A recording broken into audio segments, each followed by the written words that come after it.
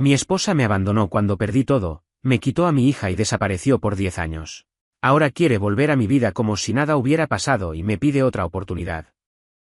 Hey, supongo que necesito sacar todo esto del pecho antes de volverme loco. No espero que alguien lo lea completo, pero si llegas hasta el final, te agradezco de corazón. Voy a contar esto como fue, sin adornos. Todo empezó hace un poco más de 10 años, cuando mi vida parecía estar en su mejor punto. Tenía 33 años, una buena carrera en marketing digital trabajando para una empresa en Denver, Colorado. Me había casado hacía 5 años con quien pensé que era el amor de mi vida. Teníamos una hija pequeña de 4 años y acabábamos de comprar una casa en las afueras. Ya sabes, el sueño americano, el típico paquete que todo el mundo presume en Facebook con fotos de la casa, el perro y el café de Starbucks en la mano. Por fuera, todo parecía perfecto. Pero como muchas cosas en esta vida, era una fachada. Lo que nadie veía era el nivel de estrés en el que yo vivía. Mi trabajo exigía jornadas larguísimas. A veces trabajaba sábados, otros días apenas dormía. Mi esposa, que se quedó en casa desde que nació nuestra hija, se encargaba del hogar y de la niña, pero también empezó a resentirse. Me decía que yo ya no era el mismo,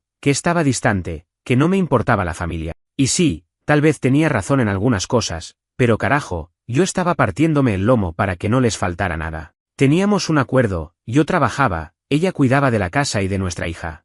No era perfecto, pero funcionaba, o eso creía. Todo se vino abajo en cuestión de semanas. La empresa donde trabajaba perdió un contrato importante y empezaron los recortes. A mí me despidieron en la segunda ronda. Un martes por la tarde, después de una reunión de 20 minutos, salí con una caja en las manos y la cara más fría que te puedas imaginar. No me ofrecieron indemnización, solo unas semanas de seguro médico y el clásico "gracias por todo". Llegué a casa y traté de mantener la compostura. Le dije que me habían despedido pero que era temporal, que tenía contactos y que ya estaba enviando currículum. Ella no dijo nada al principio, solo asintió. Pero lo vi en sus ojos, miedo. Y quizá decepción. Durante las semanas siguientes, me dediqué a buscar trabajo sin parar. Mandaba correos, hablaba con antiguos colegas, incluso fui a entrevista. Pero nada se concretaba. El mundo del marketing es despiadado cuando pasas de los 30 y te etiquetan como muy caro o poco actualizado. La presión económica se empezó a notar. Las cuentas seguían llegando, la hipoteca nos comía vivos, y yo no tenía ingreso. Ella empezó a cambiar. Primero fueron los comentarios pasivo-agresivos, luego las discusiones por cualquier cosa, y después el hielo. Literalmente pasaban días en que no me dirigía la palabra. Un día, después de regresar de una entrevista que había ido horrible, encontré sus cosas empacadas. Pensé que iba a visitar a su madre o algo así. Pero no. Me dijo que se iba. Así. Sin más. Que no podía vivir con alguien que no sabía sostener una familia. Que no quería criar a nuestra hija en la inestabilidad.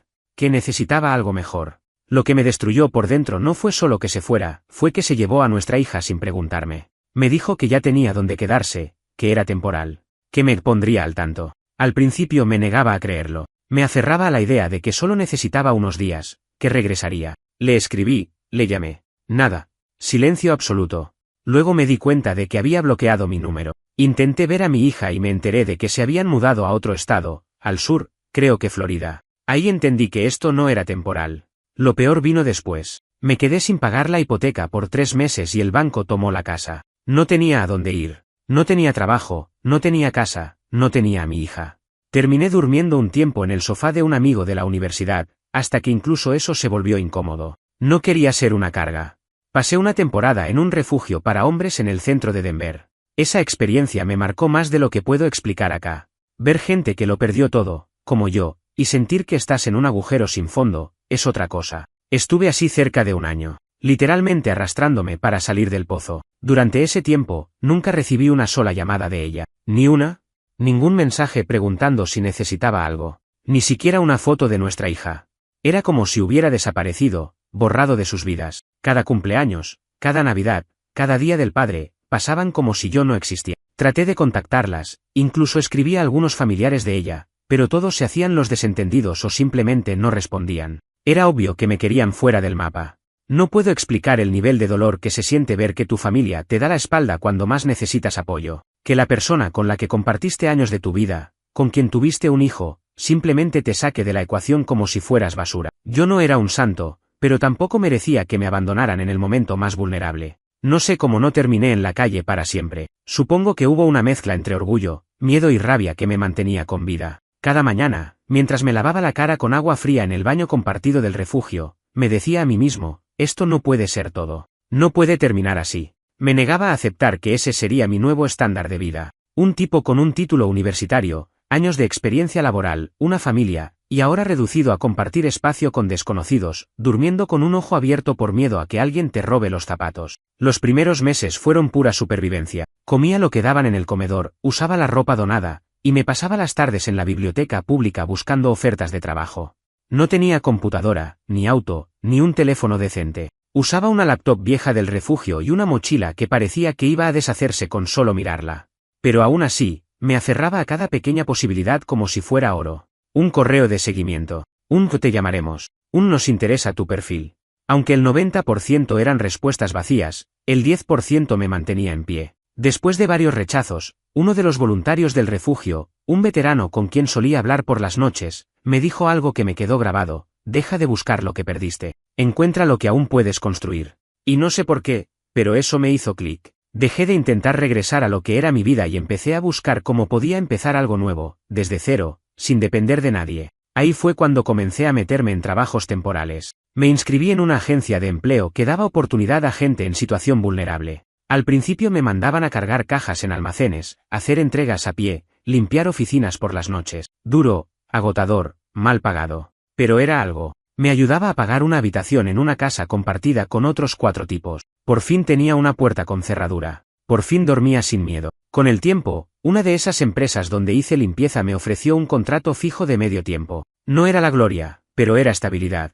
Me asignaron a una pequeña oficina de diseño gráfico en el centro. Era irónico, yo, que había trabajado en marketing digital, ahora limpiaba baños y vaciaba basureros para un grupo de veinteañeros que hacían campañas para marcas de ropa.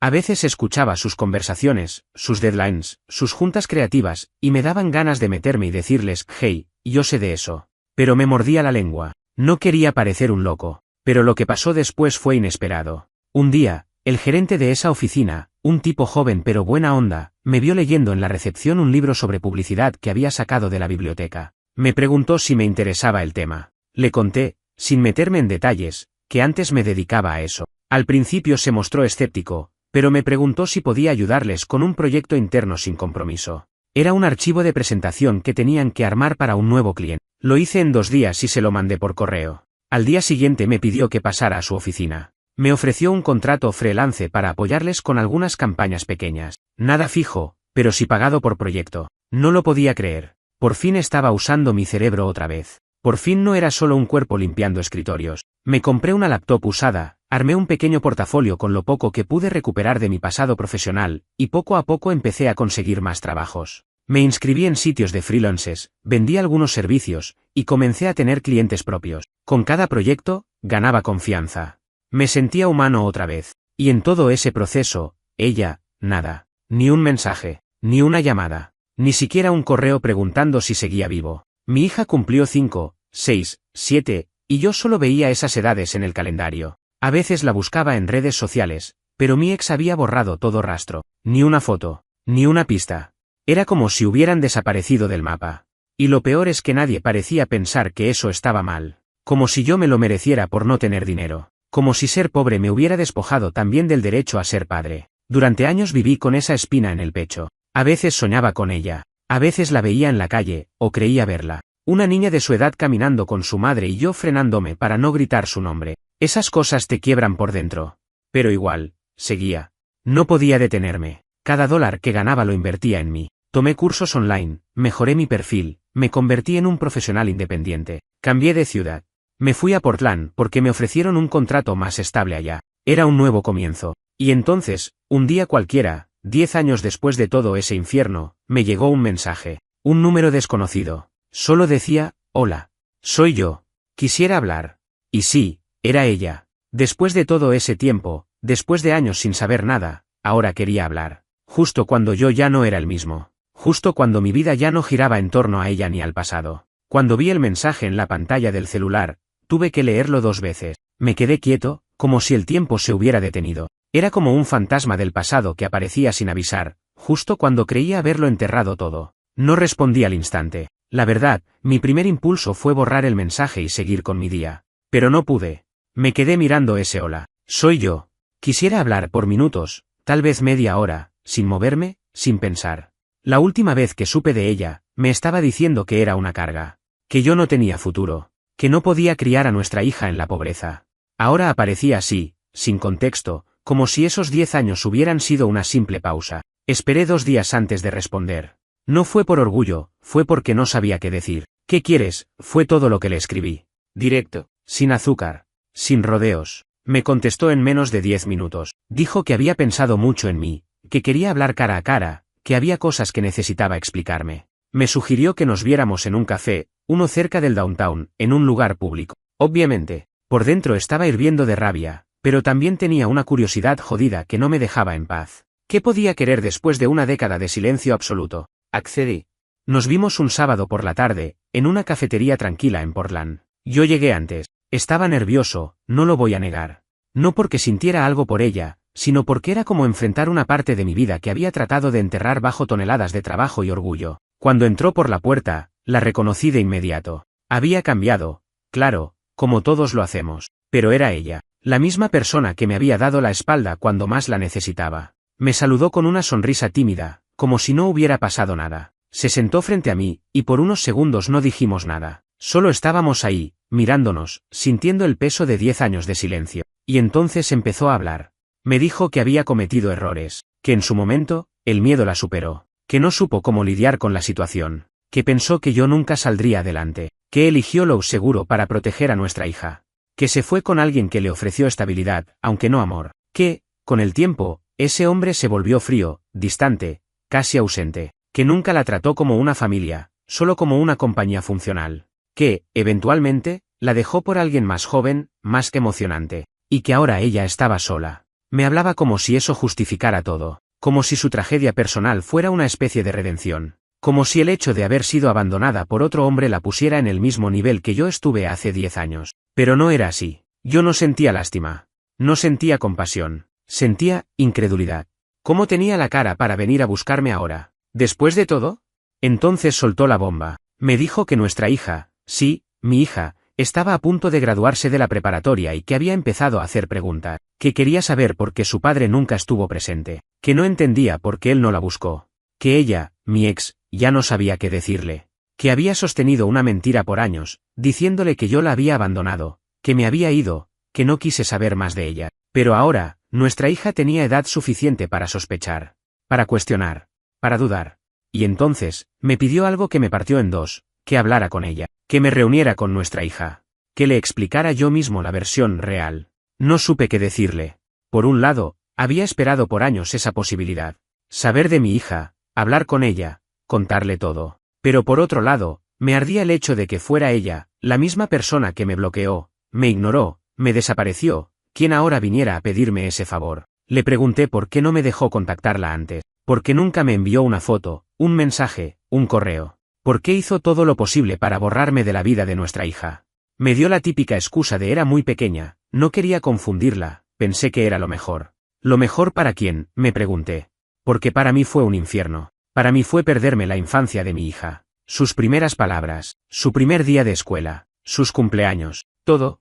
Le dije que hablaría con mi hija si ella lo quería, no porque mi ex me lo pidiera. Le pedí su número. Al principio dudó, pero me lo dio. Me advirtió que fuera cuidadoso, que no la llenara de odio contra su madre. Y ahí me reí. Literalmente me reí. Porque no podía creer la hipocresía. Después de 10 años de silencio, ¿ahora se preocupaba por lo que yo pudiera decir?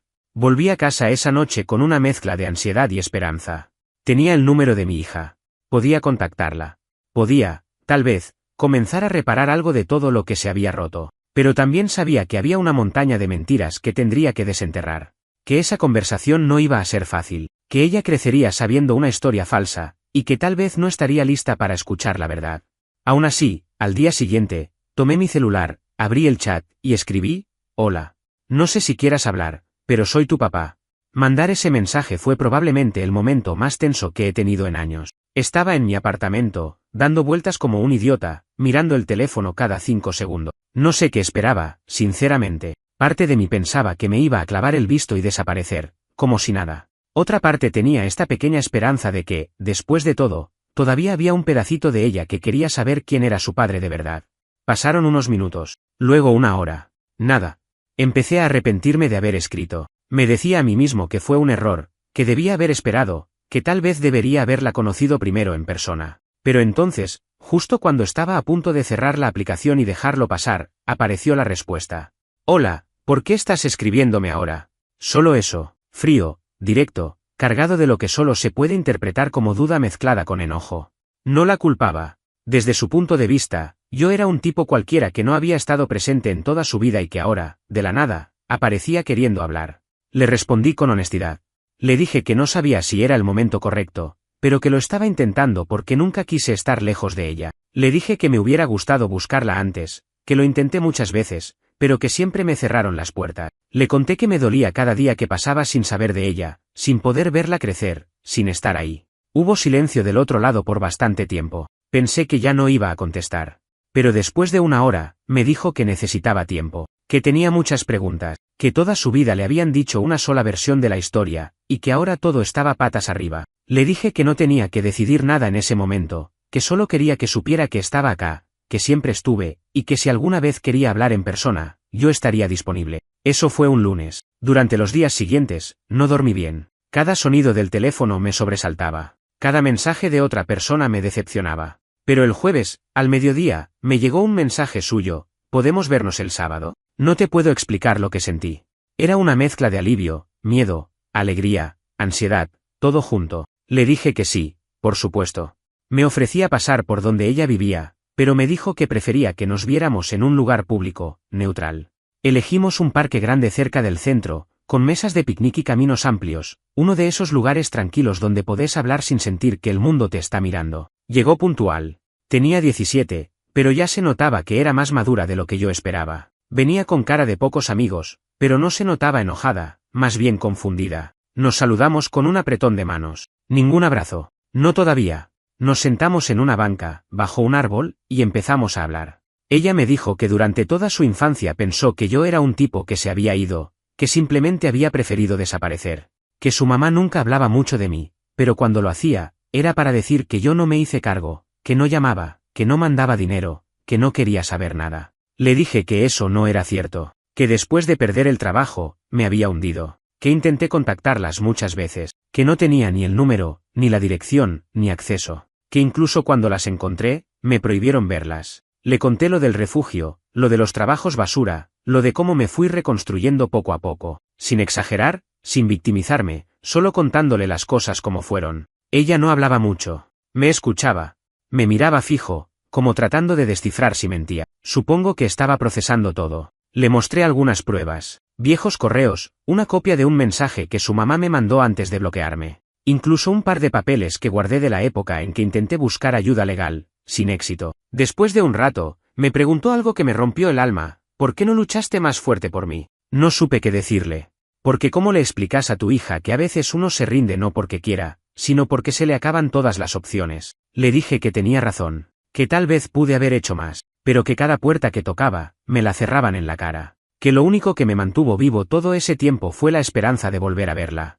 Y que ahora que la tenía enfrente, ni siquiera sabía cómo actuar. Se quedó callada un buen rato. Luego me dijo, no sé si puedo confiar en vos todavía, pero quiero saber más. Y con eso, supe que algo había cambiado. Que tal vez no iba a recuperar todos esos años perdidos, pero que al menos tenía una posibilidad de construir algo nuevo con ella. Me preguntó sobre mi vida actual, a qué me dedicaba, dónde vivía. Le conté todo, el trabajo, la ciudad, mi rutina. Le hablé incluso de mi gato, que adopté hace unos años. Nada sobre otras relaciones, nada sobre el pasado con su madre. Ese día no era para eso. Nos despedimos con un nos hablamos, sin promesas ni emociones desbordadas. Pero ese nos hablamos tenía más peso que cualquier te extraño falso. Era real. Era un puente. La llamada entró a eso de las 9:30 de la noche. Yo estaba acostado en el sillón, con la mente todavía procesando todo lo que había pasado ese día. Tenía una especie de calma ansiosa encima, como si por fin algo estuviera empezando a tomar forma después de tanto tiempo. Y entonces su nombre apareció en la pantalla del celular. Pensé en no contestar, lo juro. Pero sabía que si no lo hacía, iba a ser peor. Así que atendí. Ni siquiera saludó.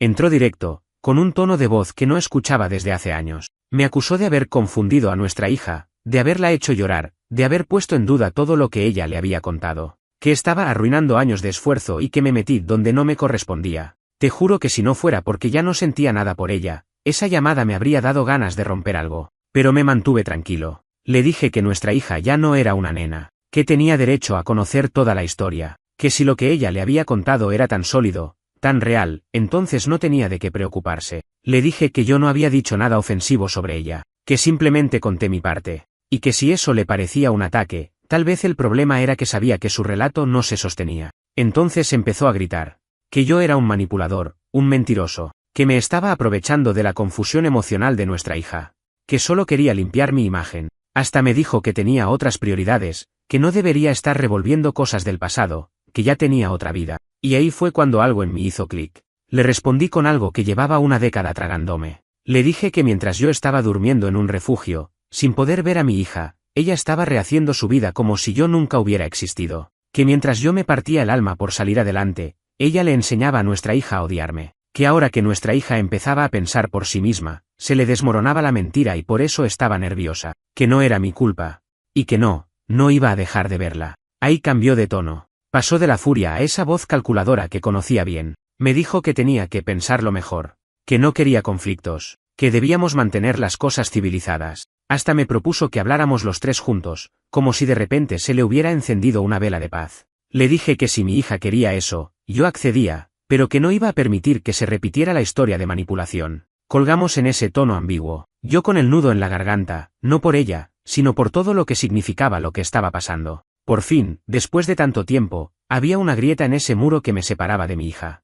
Pero también sabía que no iba a ser fácil, que esto recién empezaba. Durante las semanas siguientes, ella y yo seguimos en contacto. Mensajes, algunas llamadas, vídeos, nunca forzando nada, siempre dejándole el espacio para decidir cuánto quería compartir. Me contaba sobre sus clases, sobre la universidad que quería aplicar, sobre sus amigas. Yo le contaba sobre mi trabajo, cosas pequeñas del día a día, y algunas anécdotas que, por alguna razón, le hacían reír. Había momentos incómodos, claro, silencios que no sabíamos cómo llenar.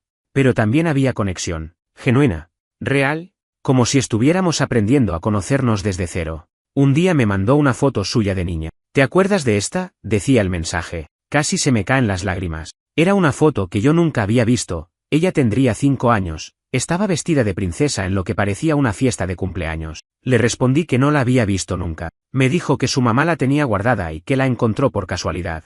Que había muchas más, que las quería compartir conmigo. Poco después, vino lo que no esperaba. Me dijo que quería venir a visitarme. No sola, con una amiga, solo por un fin de semana. Para ver cómo vivía. Para conocer mi mundo. Para comprobar con sus propios ojos que yo no era el fantasma que su madre había pintado. Le dije que sería bien recibida, que no tenía que justificar nada. Que mi casa estaba abierta para ella. Pasaron unos días y compró los boletos. Venía desde Atlanta. Era la primera vez que viajaba sola por su cuenta. Estaba nerviosa, lo notaba, pero también emocionada. Y yo no sabía ni cómo respirar de la ansiedad que me cargaba. La esperé en el aeropuerto como quien espera algo sagrado. Y cuando la vi salir, mochila en la espalda, con esa mezcla de seguridad y nerviosismo en los ojos, sentí que algo dentro de mí se acomodaba. Algo que llevaba roto demasiado tiempo. Tenerla en casa fue surreal. Durante años soñé con ese momento. Imaginé cientos de veces cómo sería verla entrar, sentarse en mi sala, preguntar cosas, reírse por primera vez de algo que dijera. Pero nada te prepara realmente para lo que se siente cuando ese sueño, que llevas cargando como un peso muerto por una década, se vuelve real. Fue como caminar sobre hielo fino. Cada palabra que decía, cada gesto que hacía, lo analizaba al 1000%, con miedo de cagarla. Pero al mismo tiempo, no quería parecer un extraño esforzándose demasiado por agradar.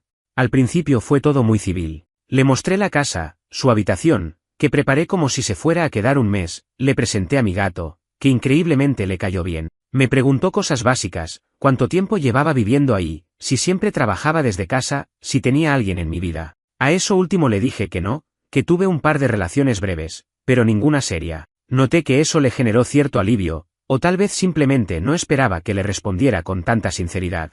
Pasamos ese primer día hablando, pero no de lo importante. Nos mantuvimos en lo superficial. Series, música, comida, cosas de la escuela. Yo tenía 1000 preguntas en la garganta, pero sabía que no podía soltar todo de golpe. Lo que más quería saber era, cómo había sido su vida realmente. ¿Qué tanto le había dicho su madre sobre mí?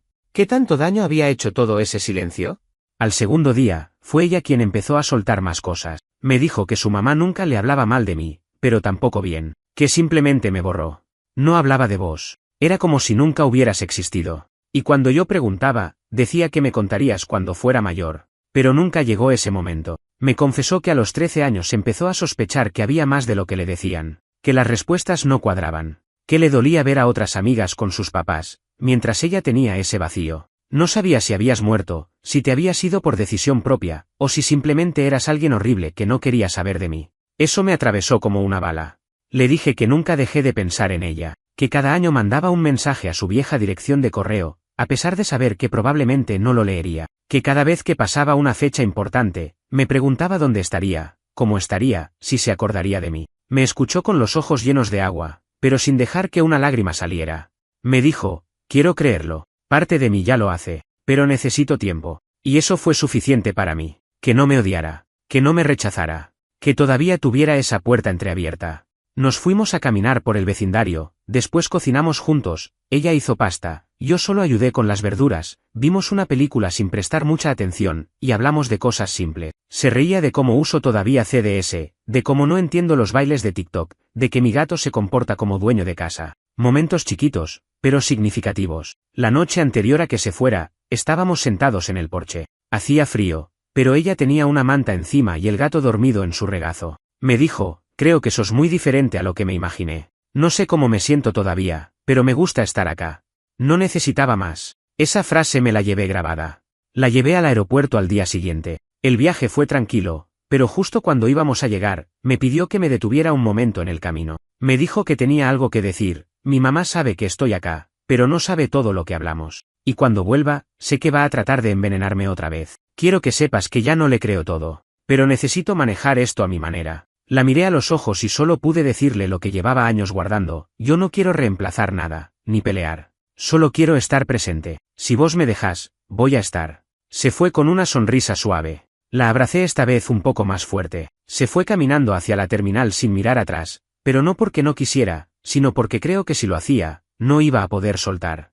Y entonces, 3 días después de eso, recibí otra visita inesperada. No fue un mensaje, no fue una llamada, fue en persona. Tocaron a la puerta de mi apartamento, y cuando abrí, era ella, mi ex, otra vez. Pero esta vez no venía sola. Venía con una cara de derrota que no había visto antes, y traía consigo una propuesta tan absurda, que por poco me reí en su cara. La imagen de ella parada frente a mi puerta fue como un déjà vu, pero uno de esos que no querés repetir jamás. Vestía bien, como siempre, pero su postura no tenía nada de firmeza.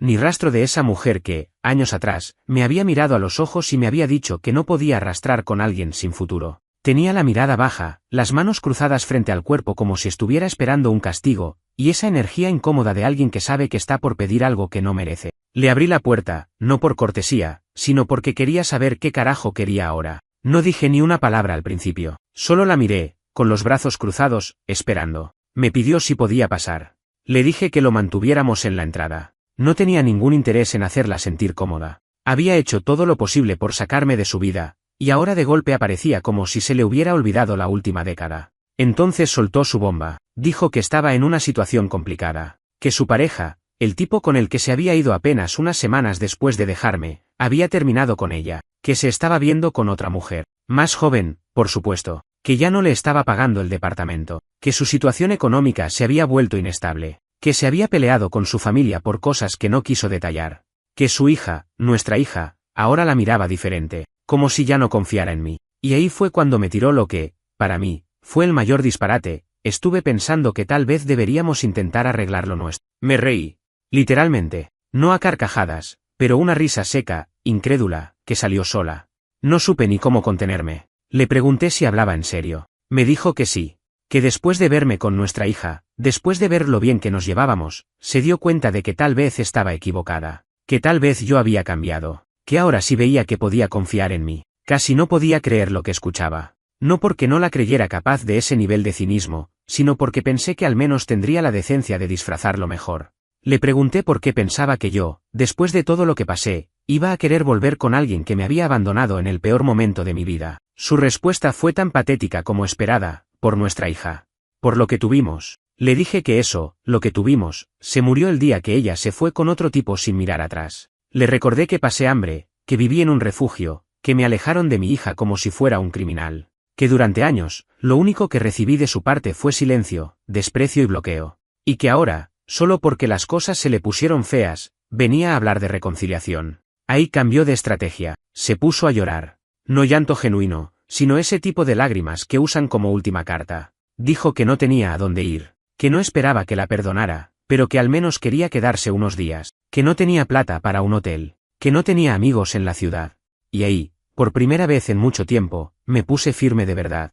Le dije que no, que esta casa era mía, que mi paz, la que tanto me costó construir, no iba a ser interrumpida por su drama. Le ofrecí ayuda para pagarle una noche en un motel barato si lo necesitaba, pero no iba a dejar que entrara de nuevo en mi vida. No como pareja, no como huésped, no como nada. Se quedó en silencio. Me miró como si no pudiera creer lo que estaba escuchando. Supongo que pensaba que yo iba a seguir siendo el mismo tipo que ella dejó atrás, ese que se arrastraba rogando por una oportunidad. Pero no. Ese tipo murió hace años. Antes de irse, me tiró un último comentario: nuestra hija también está confundida. No creas que todo es tan claro para ella como te gustaría. No respondí. Cerré la puerta. Y me quedé ahí, apoyado contra la madera, escuchando sus pasos alejarse. Esa noche me sentí extraño. No porque me doliera su rechazo, sino porque por fin sentí que tenía el control. Después de tantos años siendo el que recibía golpes, ahora era yo el que marcaba el límite. Y no lo hice por venganza. Lo hice porque, finalmente, entendí que no debía explicaciones a nadie más que a mí mismo. Y a mi hija, por supuesto. Porque eso era lo único que realmente importaba ahora, lo que pudiera construir con ella. Lo que vino después fue, en muchos sentidos, la verdadera prueba. Porque una cosa es un reencuentro emotivo, de fin de semana. Y otra muy distinta es sostener una relación con alguien que durante años vivió con una versión completamente distinta de vos. Cuando abrí el sobre y vi el sello del juzgado, supe al instante que no era buena noticia. Ninguna carta oficial llega con buenas intenciones cuando tu pasado está lleno de heridas sin cerrar. Era una notificación para asistir a una mediación familiar. ¿El motivo? La madre de mi hija, sí, la misma que me había dejado tirado, que me bloqueó durante años, que apenas semanas antes había venido a pedirme que reconstruyéramos lo nuestro, ahora quería discutir los límites de mi vínculo con nuestra hija.